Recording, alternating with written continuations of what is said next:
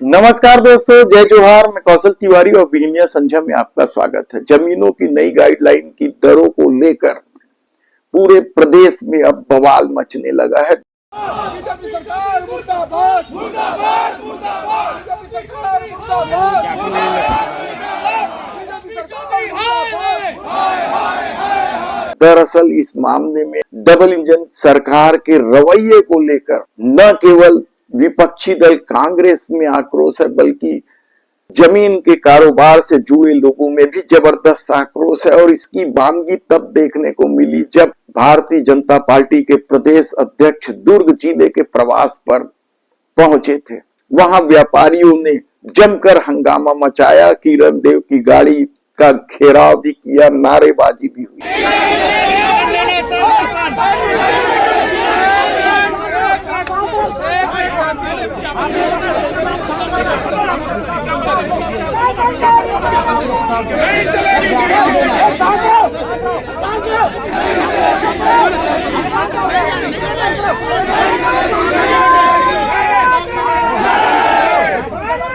ज्ञापन देना जी।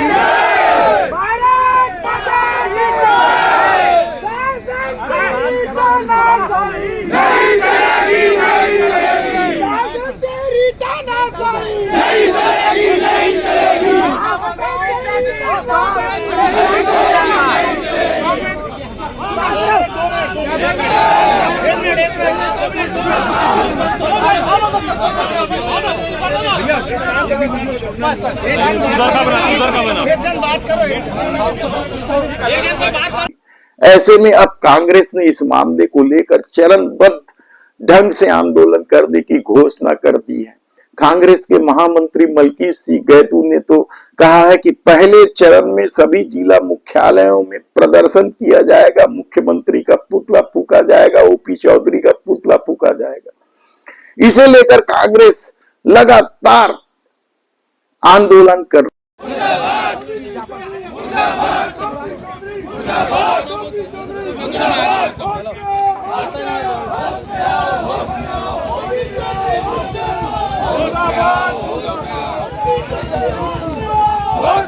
ये दरअसल गाइडलाइन को लेकर जिस तरीके से जमीन के कारोबारियों में आक्रोश है, वह कम चौंकाने वाला नहीं है। लगातार इस मामले को लेकर कई तरह के आरोप सरकार पर लगने लगे हैं।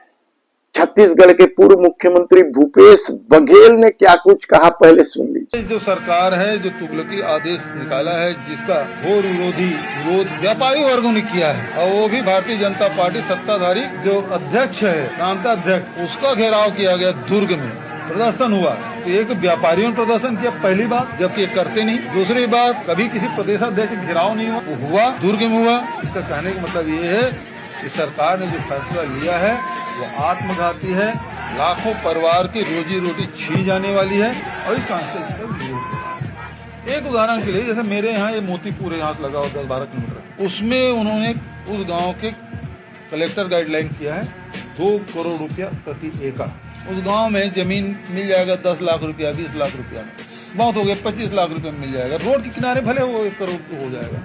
यदि ये जमीन के धंधा करने वाले और जिसके पास जमीन आधा एकड़ है, वो यदि उपयोग करना चाहे तो छत्तीसगढ़ के जितने बैंक है वो खाली हो जाएगा, क्योंकि उस जमीन की कीमत तो 10 लाख है। अब आपने 2 करोड़ कर दिया तो 2 करोड़ के हिसाब से वो बैंक में जाकर लोन ले लेगा।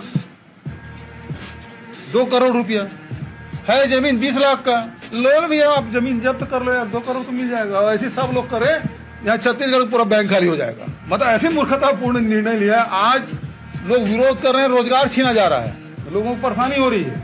लेकिन जब इसका आदमी खाली बैठेगा तो दूसरे ढंग से जब सोचना शुरू करे, ठीक है यार 2 करोड़ है, 5 करोड़ इस जमीन की कीमत, जबकि वास्तविक 10 लाख, 20 लाख, 25 लाख रुपया है।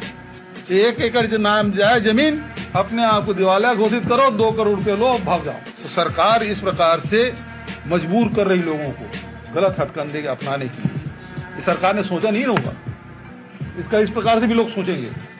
मुझे कल मैं एक शादी में गया था तो लोग ऐसा बताया, मैं भी चौंक गया कि ऐसा भी कर सकते हैं क्या। बोले साहब आधा एकड़ जमीन है मालूम मेरे पास है, वो 10 लाख का है, तो 1 करोड़ रुपए मिल रहा है तो बढ़िया है। हाँ, अब बैंक है पूर करते रहे उस जमीन को। तो ये स्थिति इस प्रदेश की है। और यदि यह आरोप सही है तो यकीन मानिए कि इस सरकार के खेल को समझना आसान नहीं है। एक तरफ तो वह किसानों के हित की बात करती है, तो दूसरे तरफ किसानों के सामने अपने जमीन बेचने तक का संकट खड़ा हो गया। क्या फायदा होगा, कितना फायदा होगा कहना बड़ा मुश्किल है, लेकिन इस मामले को लेकर कांग्रेस झुकने को तैयार नहीं। और वह चरणबद्ध ढंग से जब आंदोलन करने की घोषणा कर दी है और उन्होंने साफ तौर पर कहा है कि जिस तरीके से सरकार को बिजली बिल हाफ योजना में झुकना पड़ा, आने वाले दिनों में उसे नई गाइडलाइन की दरों को लेकर भी झुकना पड़ेगा। दरअसल बिजली बिल को लेकर भी सरकार के रवैये को लेकर आम जनमानस में जबरदस्त आक्रोश है।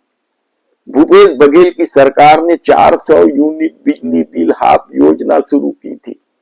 सरकार के शुरू में तो दावे थे कि वह इस योजना को खत्म नहीं करेगी, लेकिन अचानक यह निर्णय ले लिया जाता है कि 400 यूनिट योजना की जगह केवल 100 यूनिट योजना का फायदा जनता को दी जाएगी। और इसे लेकर जब बिजली बिल सामने आया तो जगह जगह लोगों का गुस्सा फूटने लगा। हम समस्या लेके आए हैं, जैसे 200 यात्री से ओकर ले 250 300, अब नहीं पटात रहे तो ज्यादा से ज्यादा 500 600 है ना। ओकर बाद में हमार घर की से 8000 एक के बाद, ओकर ले की 6000, ओकर ले अभी 3200 गे है। तो हमार सो काम सरकारी तो है ही नहीं है, ना दुकान पानी नहीं है, तो मेहनत करके कहाँ से पटाए सकबो बता। हम कम करे नहीं तो निकाल दे। जैसे पहली अंधेरा में राहत रहे ना, मिट्टी तेल दे सरकार, चिमनी बार के रह जाबो भाई, उसका हमार सो आमदनी नहीं है। मोर झुन्नी कई महिलाओं ने तो कहा कि महतारी वंदन योजना की राशि तक सरकार वापस ले, लेकिन बिजली बिल हाफ योजना लागू करे।